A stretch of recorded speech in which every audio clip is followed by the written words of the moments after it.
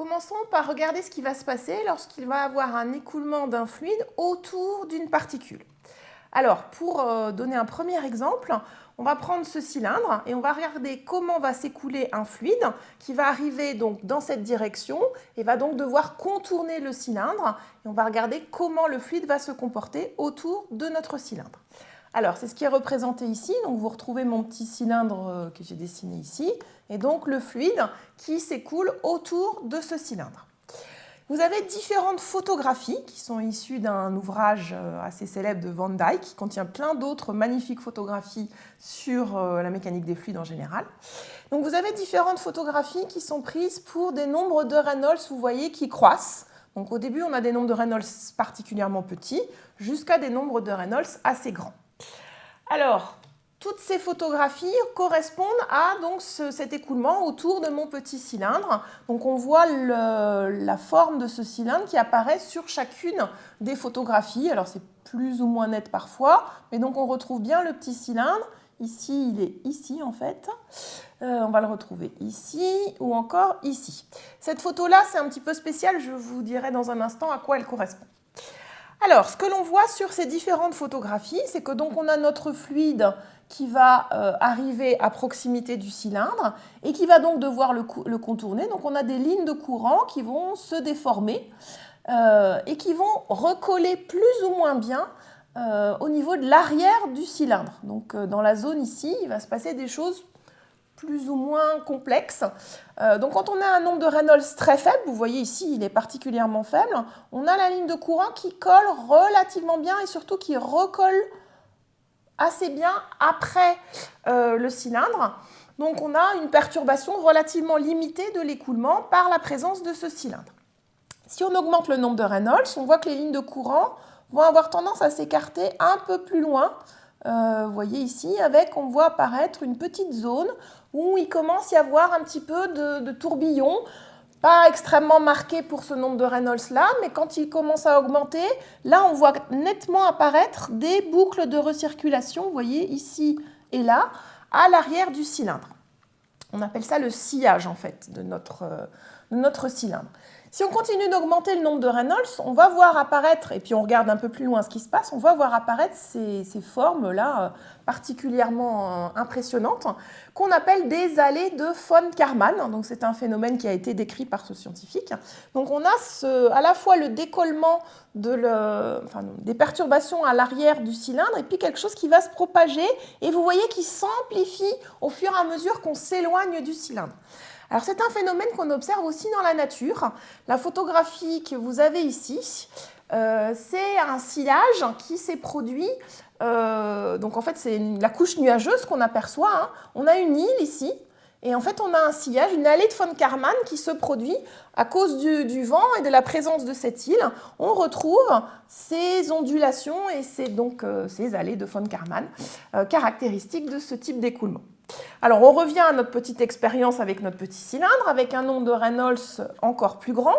Et là, ce qu'on observe, c'est que donc, on a une ligne de courant qui, en amont du cylindre, se comporte à peu près toujours de la même manière, mais là, qui va décoller. On parle de décollement de couche limite.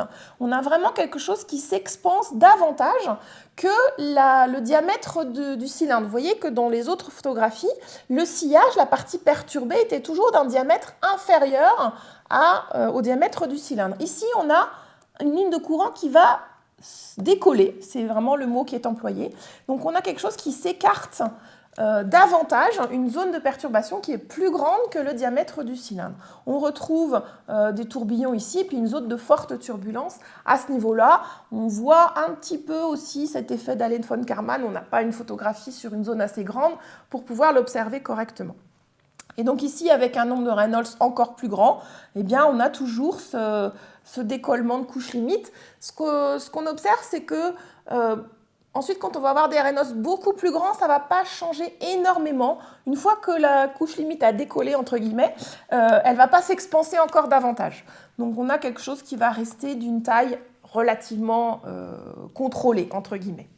Donc voilà ce qui va se passer autour d'un cylindre. Et évidemment, on peut étudier ce qui se passe autour de différentes formes de particules. Alors, voyons un petit peu comment on va pouvoir essayer de mettre en équation, en tout cas de définir un certain nombre de grandeurs à partir de ce phénomène. Donc là, j'ai représenté une particule de forme quelconque, donc qui est coloriée en rouge ici. Et puis, on a donc un fluide qui arrive avec une certaine vitesse. On note cette vitesse U infinie loin de la particule, c'est-à-dire dans une zone où elle n'est pas du tout perturbée. Donc, elle arrive dans une certaine direction. Et puis, on a défini un élément de surface ds, ici, au niveau de la surface de notre particule. Alors ici, je vais vous présenter les choses en 2 dimensions, mais évidemment, on peut étendre cette définition aux 3 dimensions. Alors, cet élément de surface, dans un écoulement de fluide autour d'une particule, il est susceptible d'être soumis à 2 forces surfaciques. Une force de pression qui est perpendiculaire à la surface et une force de frottement qui, elle, est tangentielle à cette surface. On va pouvoir décomposer chacune de ces forces surfaciques, donc de pression ou de frottement, en des composantes en X et en Y. Alors, on prend par convention la direction X dans la direction de l'écoulement principal, loin de la particule, et puis un axe Y dans la direction perpendiculaire. Ici, on reste dans notre plan en 2 dimensions. Donc, on va pouvoir décomposer chacune des forces, donc de pression et de frottement, en leurs composantes horizontales, donc ici et là, et verticale, comme ceci. Et on va pouvoir ensuite définir 2 paquets, entre guillemets. On va rassembler l'ensemble des forces qui sont dans la direction X. Donc on va compter à la fois la contribution de la force de pression et la contribution de la force de frottement dans cette direction, et on va intégrer sur l'ensemble de la surface de la particule. Donc ici on est en 2 dimensions, donc on fait le tour de la particule ici. Et on va définir ainsi une force qui donc est une recombinaison des forces qu'on connaît déjà. Ça n'est pas une nouvelle force, c'est une façon différente de présenter les choses. Elle va donc tenir compte de la composante de pression et de frottement dans la direction de l'écoulement, encore une fois. Et donc cette force, c'est la force de traînée. On peut aussi faire la même chose dans la direction perpendiculaire à l'écoulement, donc toujours les contributions de la pression et des frottements dans cette direction perpendiculaire, toujours en intégrant sur l'ensemble de la surface de la particule, et on va ainsi définir la notion de portance. Alors en génie des procédés, la portance ne nous intéresse pas beaucoup. Si on était en aéronautique, ça serait celle-là qui nous intéresserait plus. Donc nous, on va se concentrer sur ce qu'on appelle la traînée, donc c'est la force qui résulte dans la direction de l'écoulement et qui est donc liée à les contributions de pression et de frottement. Alors, cette force de traînée, on va donc la définir comme ceci. Donc ici, c'est la norme de la traînée qui est représentée. On va avoir ici un terme qui doit vous faire penser à une énergie cinétique, puisque c'est un ρ U carré, donc c'est la vitesse loin de l'écoulement, le U infini que j'avais défini, divisé par 2, donc une expression assez typique d'une énergie cinétique. Donc, on l'appelle aussi la pression dynamique. Souvenez-vous que quand on a défini l'équation de Bernoulli, on avait donné des noms aux différents membres, et donc ça correspond effectivement à la pression dynamique. On va multiplier cette composante par une surface, puisqu'on essaye d'obtenir une force. Donc, pour obtenir une surface qui a du sens, en fait, on va définir l'air projeté. Alors ici, vous avez quelques exemples. Toujours ma vitesse U infinie loin de la particule. Et on a différents exemples qui sont représentés. Donc, par exemple, ici, on a une plaque qui se présente perpendiculairement à l'écoulement. Et donc, on va avoir l'air projeté de cette plaque, qui est tout simplement le rectangle que l'on voit ici. Même chose si on a un disque plat, qui est pareil, présenté perpendiculairement à l'écoulement, eh bien, on va avoir une surface projetée qui va être la surface du disque. Si on a une sphère, donc quelque chose qui est en volume, à nouveau, on va avoir une aire projetée qui sera la surface du disque. Si par exemple, on avait eu le disque qui était présenté de cette manière, donc la tranche face à l'écoulement, et dans ce cas-là, l'aire projetée aurait été juste un trait. Quelque chose de beaucoup plus petit que le disque que l'on a ici, par exemple. Ici, on a mis un cylindre, mais au lieu de le mettre dans la direction de l'écoulement, Pardon, au lieu de le mettre comme il était tout à l'heure, là, on va l'avoir dans cette direction-là. Donc, l'ombre qu'on va obtenir, bah, c'est tout simplement le rectangle correspondant aux dimensions de ce cylindre. Alors, cette traînée, donc, qui est la force résultante de la contribution de la pression et des frottements dans la direction d'écoulement, on peut regarder comment elle va se comporter en fonction de la forme, de la taille de la particule autour de laquelle se produit cet écoulement et aussi du nombre de Reynolds particulière. Alors ce nombre de Reynolds particulière, excusez-moi, j'ai oublié de vous le présenter, il est défini ici.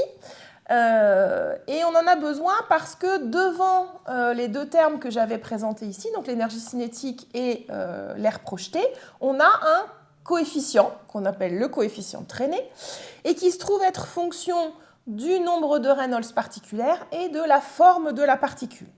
Alors, ce nombre de Reynolds particulière, bah, c'est un nombre de Reynolds, donc il est construit toujours de la même manière. On a une masse volumique, une vitesse caractéristique, une dimension caractéristique qu'on notera ici dp, mais qui peut être un peu différente en fonction de la forme de la particule, et une viscosité. Alors, il faut faire bien attention parce qu'on est ici dans le cas d'un problème d'interaction entre un solide et un fluide, liquide ou gaz.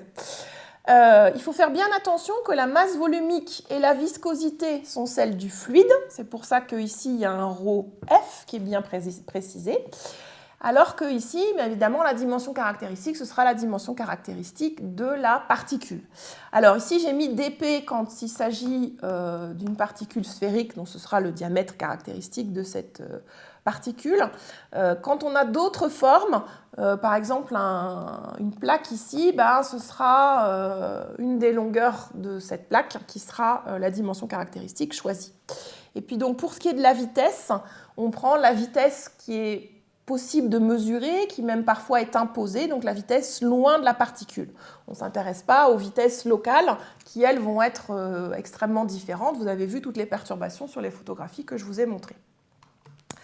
Alors, donc, je reviens à cette présentation ici. Donc, on va regarder comment vont varier les contributions donc, des frottements, donc évidemment, vous savez bien que c'est lié à la viscosité, et de la pression sur la force de traînée, en fonction de la forme, de la taille de la particule et donc de ce fameux nombre de Reynolds particulière.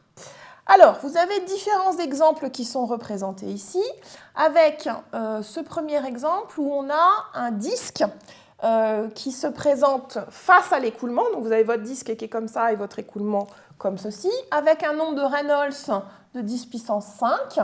Et ici, on représente, alors c'est en termes de proportion, donc la contribution de la partie qui est liée à la pression. Vous voyez que c'est la contribution majoritaire et très largement par rapport à la contribution de ce qui concerne le frottement qui est particulièrement faible ici. Ça se comprend assez bien quand on regarde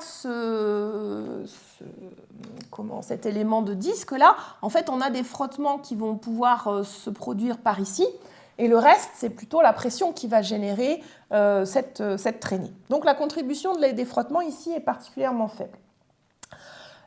Toujours un nombre de Reynolds de 10 puissance 5, mais cette fois-ci avec un cylindre de même diamètre que le disque plat qu'on avait juste avant. Alors là, on va avoir une contribution des frottements qui va être un peu plus importante. On comprend bien que dans cette zone-là, on va avoir des frottements au niveau du cylindre qui vont être un peu plus importants que ce qu'on pouvait avoir avec le disque. Et on voit aussi que la contribution de la pression, elle est plus faible par rapport à ce qu'on avait sur le disque. Ça se comprend quand on regarde la forme du sillage, puisque vous voyez qu'ici on avait une perturbation qui était plus importante, qui ne se refermait pas encore, elle va se refermer plus loin, alors qu'ici on voit que, on a des tourbillons bien sûr, mais sur une zone un peu plus restreinte que ce qu'on avait avec le disque. Donc on retrouve ça sur le fait qu'on a une traînée qui est globalement plus faible et une contribution de la partie pression qui est un peu plus faible également. Toujours un Reynolds de 10 puissance 5, mais cette fois-ci, on a une forme un peu profilée.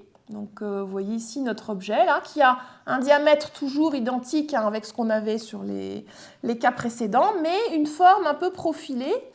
Et vous voyez qu'on va avoir Une zone dans laquelle on va avoir des frottements qui va être plus grand. On observe effectivement que la contribution de la partie frottement est plus importante.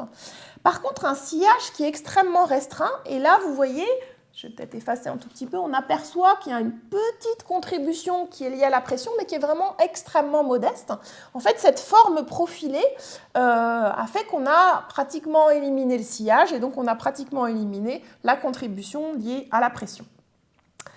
Alors ici, vous avez une situation où on a un cylindre toujours, mais d'un diamètre 10 fois plus petit que les cas précédents. Donc du coup, forcément, le nombre de Reynolds est 10 fois plus petit aussi, puisqu'il est proportionnel à la taille de la particule. Et donc là, ce qu'on voit, c'est à comparer avec cet exemple-là, puisque c'est un cylindre 10 fois plus petit. Donc on a la contribution du frottement qui est un peu plus faible, mais pas énormément. Et par contre, la contribution liée à la pression qui a fortement diminué. Toujours pareil, on a un sillage ici qui est de dimension beaucoup plus faible que ce qu'on pouvait avoir ici. Alors évidemment, quand je vous dis les choses comme ça, c'est un petit peu de manière approximative, mais ça permet de comprendre pourquoi on va avoir une contribution des pressions plus ou moins importante. Et puis, dernier cas de figure, donc on repart sur notre cylindre du diamètre identique aux 3 premiers cas, mais avec un nombre de Reynolds plus grand, donc on a augmenté la vitesse. Et donc, ce que l'on voit ici, c'est qu'on a une augmentation de la contribution liée au frottement, mais on a surtout une augmentation. Alors, vous voyez, c'est marqué que en fait, la barre, elle n'est pas finie. Alors, je ne sais pas jusqu'où elle irait, mais elle est beaucoup plus grande. Une contribution extrêmement importante de la force de pression au niveau de la traînée. Donc, vous voyez que finalement, en fonction de la configuration, en fonction du nombre de Reynolds, donc qui va tenir compte de la vitesse, du diamètre de la particule, évidemment des caractéristiques du fluide, viscosité et masse volumique, eh bien, on va avoir des contributions plus ou moins importantes. Et peut-être que c'est un petit peu contre-intuitif, mais finalement, on voit que la contribution des forces visqueuses n'est pas la plus importante. C'est la plupart du temps la contribution liée à la pression qui va être la plus grande. Alors, c'était une première présentation plutôt qualitative. On a quand même défini la force de traînée, on a défini le nombre de Reynolds particulière. Donc, il sera vraiment important de bien avoir en tête la manière dont il est défini lorsque l'on s'intéresse aux interactions fluides-solides. Et on va pouvoir maintenant s'intéresser à des choses un petit peu plus quantitatives.